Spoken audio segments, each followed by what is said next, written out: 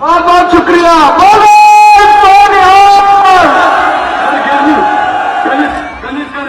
दिल्ली में हमने स्कूल बड़े अच्छे कर दिए, पता आप लोगों को? हमने अस्पताल बड़े अच्छे कर दिए, पता आप लोगों को? एक और बहुत बड़ी बात करी है, हमने किसानों के हमने स्वामीनाथन रिपोर्ट लागू कर दी दिल्ली के अंदर, और हमने कनक का भाव 2616 रुपए क्विंटल दे रहे हैं हम दिल्ली के अंदर, 2616 रुपए। हमने भी वादा किया था स्वामीनाथन रिपोर्ट लागू करेंगे, हमने दिल्ली के अंदर कर दी स्वामीनाथन रिपोर्ट लागू। आज दिल्ली में कनक का भाव 2616 रुपए क्विंटल के हिसाब से कनक लेती है सरकार। 2616 मेरे को नहीं लगता किसी भी पूरे देश में कहीं 2616 भाव तो नहीं है। यहाँ पंजाब में क्या भाव है? 1816।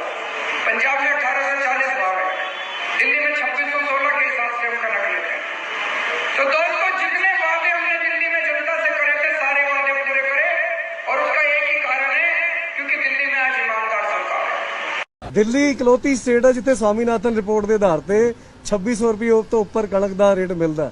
ਦਿੱਲੀ ਇੰਡੀਆ ਦੀ ਇਕਲੌਤੀ ਸਟੇਟ ਹੈ ਜਿੱਥੇ ਕਣਕ ਦਾ ਤੇ ਆਪਣਾ ਧਾਨ ਦਾ ਦੋਵਾਂ ਦਾ ਸਵਾਮੀਨਾਥਨ ਰਿਪੋर्ट ਦੇ ਆਧਾਰ ਤੇ ਪ੍ਰਾइस किसानों ਨੂੰ ਦਿੱਤਾ ਜਾਂਦਾ।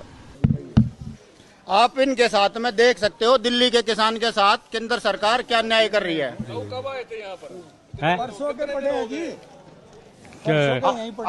परसों ये कब आए थे आप? परसों के यहीं आ रहे हैं जी, तो रात और दिन यहीं पड़े रहना पड़ रहा है। और जब जाके डेयरी भी किया, आज मतलब भूखे पिसाए यहीं मर रहे हैं। अब क्या खेती करेंगे? हमारा तो विचार बन गया अपने बेच बाच के नक्की करो जाते हैं। खरीद अब किसने की है, किसकी ओर से की गई है? ये श्यामलाल आड़ती ने बेची है जी। आरती ने बेची। हाँ जी, ये देखिए, इसमें 1770 रुपए है, 1770 रुपए रेट लगा हुआ है।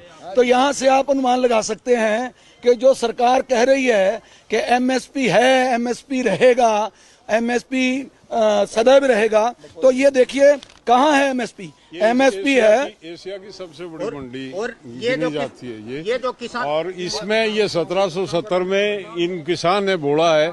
नमी कटी है, क्या किलो की नमी कटी है क्विंटल पे? वो पुराना है जी, ये है नया, ये नया है, ये पुराना है जी। ऐसा है जी।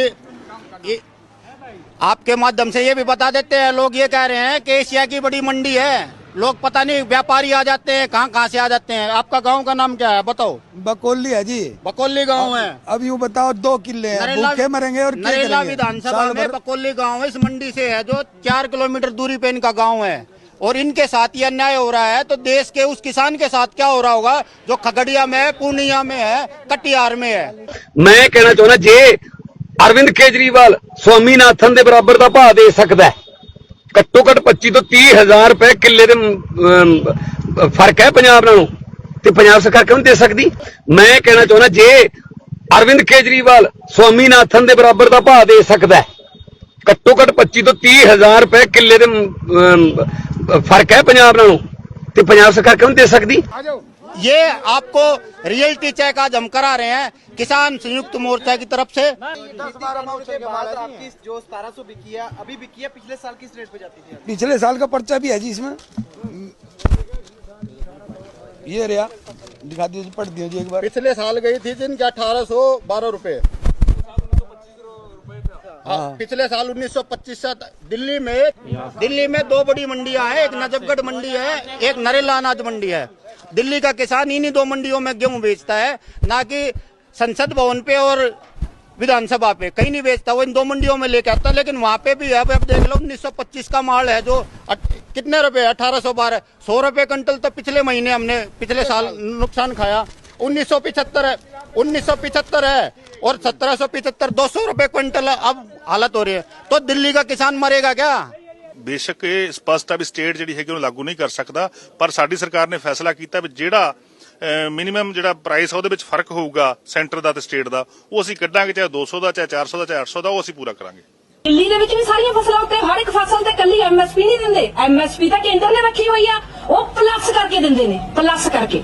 ਜਿੰਨੀ ਜੇ 1800 ਰੁਪਇਆ ਕੇਂਦਰ ਦੇ ਰਿਹਾ ਤਾਂ ਉਹ 2600 ਰੁਪਏ ਦੇ ਰਿਹਾ। ਦਿੱਲੀ ਦੇ ਵਿੱਚ ਵੀ ਸਾਰੀਆਂ ਫਸਲਾਂ ਉੱਤੇ ਹਰ ਇੱਕ ਫਸਲ ਤੇ ਕੱਲੀ ਐਮਐਸਪੀ ਨਹੀਂ ਦਿੰਦੇ। ਐਮਐਸਪੀ ਤਾਂ ਕੇਂਦਰ ਨੇ ਰੱਖੀ ਹੋਈ ਆ, ਉਹ ਪਲੱਸ ਕਰਕੇ ਦਿੰਦੇ ਨੇ, ਪਲੱਸ ਕਰਕੇ। ਜਿੰਨੀ ਜੇ 1800 ਰੁਪਇਆ ਕੇਂਦਰ ਦੇ ਰਿਹਾ ਤਾਂ ਉਹ 2600 ਰੁਪਏ ਦੇ ਰਿਹਾ। दिल्ली के गांव में कुछ ऐसा ही हो रहा है। दूर दूर तक आप देखेंगे कि कई एकड़ फसल ये जो गेहूं की है वो तैयार हो चुकी है, बालियां खड़ी हैं, लेकिन किसान इसे काट नहीं रहे। लेकिन आखिरकार क्या ऐसी मजबूरी है कि किसान इस खेत को ऐसे ही छोड़े हुए हैं जब फसल तैयार है फिर भी? तो बताने के लिए यहाँ जो किसान है वो हमारे साथ है। जब बताएंगे कि ये जो बारूद का ढेर आप लोगों ने छोड़ रखा है, कभी भी आग लग सकती है, ऐसी क्या मजबूरी है कि आपको फसल तैयार होने के बावजूद आप इसे काट नहीं रहे? सर हमारी मजबूरी तो यही है, अगर इसको काट के मंडी में ले जाते हैं तो हमें जो गवर्नमेंट ने तय किया हुआ है 1975 रुपए एमएसपी रेट, वो हमें नहीं मिल पा रहा है। ये अब इसको काट के ले जाएंगे तो हमें 1700 रुपए का मूल्य मिलता है, और 1700 रुपए के मूल्य के हिसाब को देखते हुए हम इस फसल को नहीं काट रहे। ना तो इसमें हमारे बच्चों का गुजारा होता है और ना ही हमें इसकी लागत मिल पाती है।